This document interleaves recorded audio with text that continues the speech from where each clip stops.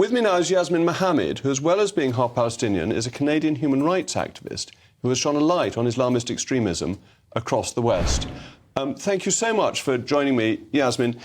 You've written an article recently explaining about your concerns for people living in Gaza and how they are treated by Hamas. I wondered if you could try and explain the difference so that people understand that the people living in Gaza are not all Hamas supporters and won't all be advocating terrorism.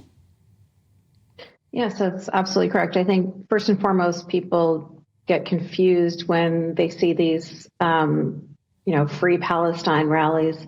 They don't recognize that that Gaza has a bit of a different situation than, what is the Palestinian Authority, like the West Bank. So Gaza has been independent for a while, since like 2005, I believe, and they have had since 2015. I might be getting my dates wrong. They've had the Hamas terrorists as their government. They have been their leaders.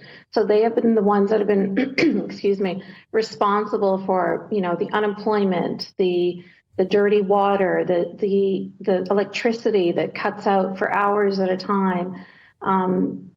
Gazan people have been very unhappy with their leadership, but they are a terrorist organization at the end of the day, and you can't exactly vote them out once they've been voted in.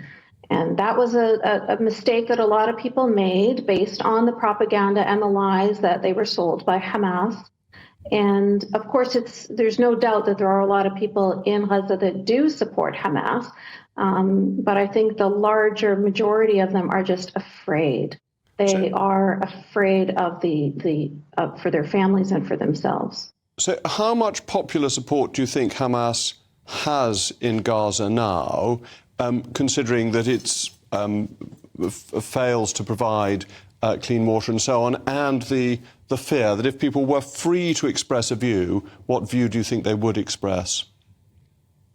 Well, polls that were done in July, so not too long ago, were showing something like over 60% of people in Gaza were saying that they do not want Hamas leadership anymore. They would rather be under the Palestinian Authority, just like the West Bank. So they were already saying, please stop chanting for the death of Israel and all Israelis. Please try and have a two-state solution. Go back to the borders that were created in 1967. Again, the numbers aren't great. They're like 50-50 pretty much. I wish they were higher.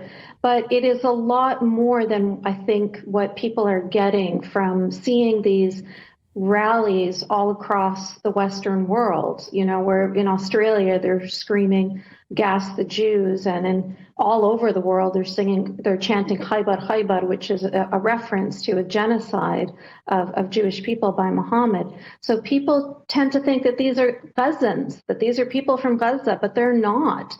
These are people that are just purely anti-Semitic most of the time, or useful idiots that really don't understand what's going on and probably couldn't find, Gaza on a map. So I think what's going on here is that the voices of the Gazan people have, first of all, been dampened by Hamas, and now they are continued to be dampened by other extremists all over the world who are just chanting a lot louder than they are. Well, thank you very much, Yasmine. You've explained something, I think, of fundamental importance, that people mustn't confuse the innocent people living in Gaza with the terrorists of Hamas.